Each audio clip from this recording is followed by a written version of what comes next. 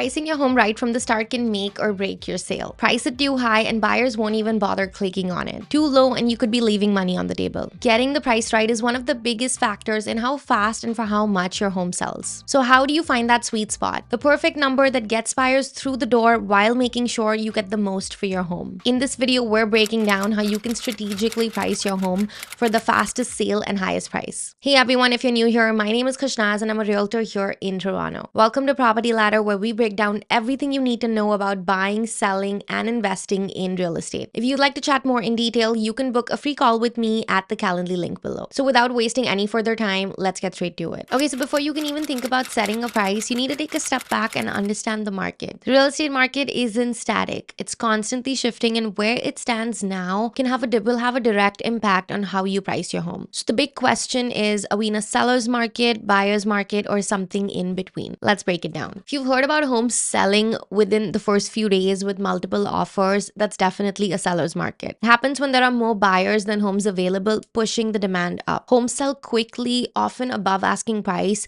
and sometimes even spark bidding wars. It sounds fantastic, but here's the thing. Even in a hot market, pricing matters. If you overprice, even a seller's market can't really save your home. Buyers are informed, and if your price feels off compared to similar sales, they'll absolutely pass on your home. Now, in a buyer's market, there are more homes than buyers. Homes sit longer, buyers have the upper hand, and the pricing needs to be sharp. If your price is too high in this market, you might watch your home sit for weeks, maybe even months, without any serious offers. And if it sits too long, it can easily lose appeal, leading to price drops. The key here is to be realistic, competitive, and ready to negotiate. Then there's the balance market, where buyers and sellers are on pretty equal footing. Homes sell at a steady pace, and while pricing still matters, there's no huge advantage either way. This is when a well-priced home stands out the most, and buyers are happy to pay fair market value without any pressure. So how do you know what market you're in? This is when having a good realtor on your team can really be beneficial. They can keep an eye on the market trends, monitor recent sales, active listings, along with the supply and demand to really guide you and give you the tools to set your home to sell for success. Getting this part right from the start can save you a lot of time, stress, and is half the battle won. So before we can set a price for your home, we need to figure out what it's actually worth.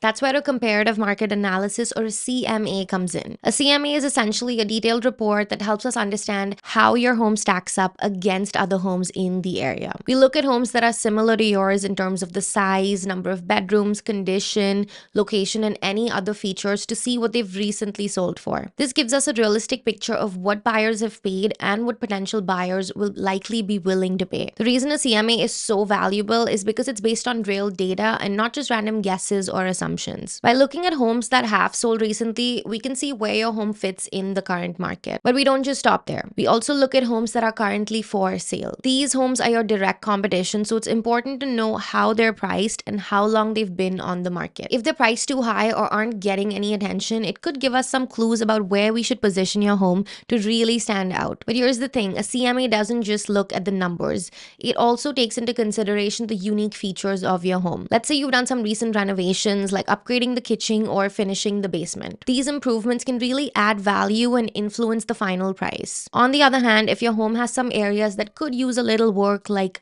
an older roof or outdated appliances, we'll need to factor that in too. This is where having an agent really helps, because while websites and automated tools can give you a rough idea, they can often miss these nuances and details that play a massive role in pricing. The goal with the CMA is to determine the price range for your home that's realistic, competitive, and attractive to buyers. We don't want to price it too high and risk scaring buyers away, but we also don't want to price it too low and leave any money on the table. So once we've got that range, we have a much clearer idea of where your home fits in the current market, which gives us the best chance of a quick and successful sale. Okay, now that we've understood your home's potential value, we have to decide on the best pricing strategy. The strategy you choose plays a critical role in determining how quickly and for how much your home will sell. So let's break down the 3 most common pricing strategies used by sellers. Number 1 is pricing at market value. value. Pricing your home at market value is the most straightforward approach. This strategy involves setting the price based on recent comparable sales and current market trends. By doing this, you're positioning your home at a price point that reflects its true value. This strategy attracts serious buyers who recognize a fair price, and it usually results in fewer days on the market. When homes are priced correctly, they often sell quickly and can generate solid offers without unnecessary negotiations. In this scenario, we can also market the home aggressively, highlighting the value it brings to buyers. If your home is in great condition, well priced, and properly marketed,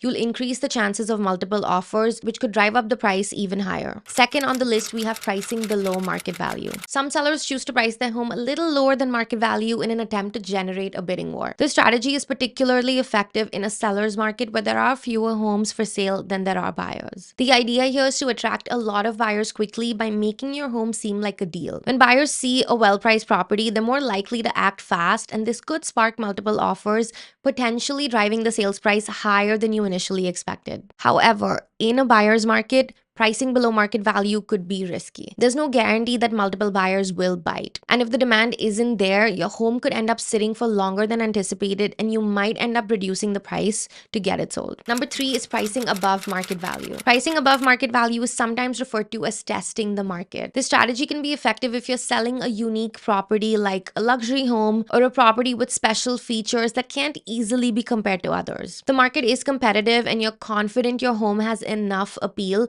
This strategy could work, especially if you're open to negotiating. Generally speaking, overpricing your home is riskier than underpricing it. Overpricing usually leads to your home sitting on the market for too long and catching dust. You also risk alienating a huge percentage of buyers, and which could translate to fewer offers or maybe no offers at all. The longer your home sits on the market, the less desirable it is, and you likely have to reduce the price, which can hurt the home's perceived value. Prospective buyers will be able to see the price drop, which can give them a leg up in negotiations. That's why if you're debating between pricing your home above or at market value, I would always recommend sticking closer to market value. Choosing the right pricing strategy ultimately comes down to a few important things: the current market conditions, what's going on with the competition around you, and what your personal selling goals are. Your realtor's job is to help you navigate those choices and make sure you go with the strategy that makes the most sense for you. You'll also need to keep a close eye on the market and be open to adjustments if things change. It's easy to get excited about the upgrades you've made to your home, especially after putting in the time, money, and effort to make these improvements. But here's the thing, not every renovation is going to add the same level of value. Some updates will definitely give you a great return on your investment, while others might not make much of a difference at all. In fact, some could even end up inflating your home's value more than it should be. For instance, a high-end kitchen remodel in a neighborhood where homes generally don't have luxury finishes might not bring in the return that you're expecting. Buyers in the area might not be willing to pay extra for those fancy upgrades, no matter how much you love them. On the flip side, something simpler like fresh paint or new flooring can make a big impact without breaking the bank. The goal here is to avoid overestimating the value of these renovations. This is actually one of the top reasons homes end up being overpriced. Renovations need to be in line with what buyers in your area are actually looking for and willing to pay for. Not every buyer is going to see the same value in, say, custom marble countertops or heated floors in the bathroom. It never hurts to get a professional opinion before assuming your renovations will boost your price. Whether it's your realtor, a contractor, or an appraiser, having someone with experience to help you assess the real value of your updates will save you from pricing your home too high. Your realtor can educate you on which upgrades actually make a difference and which ones might not give you this return that you're hoping for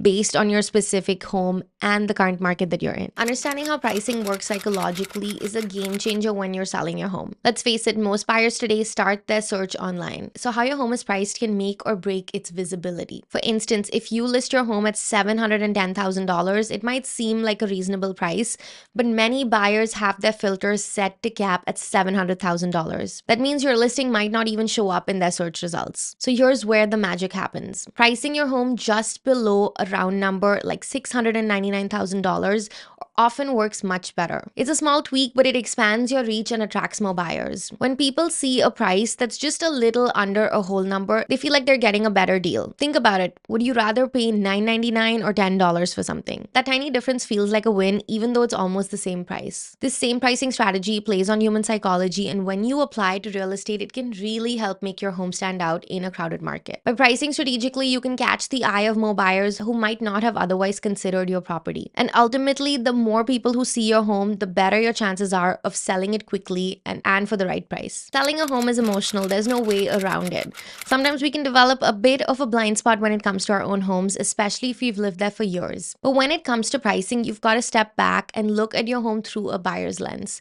The things we've gotten used to or may not even notice can stand out to someone else immediately. For instance, you may have gotten used to living on a busy, high traffic street, across from a school, or close to an airport where you can hear the planes landing and taking off constantly. While these things may not bother you, they absolutely matter to some buyers and are critical to their decision making. Another thing you will need to take a hard look at is the condition of your home.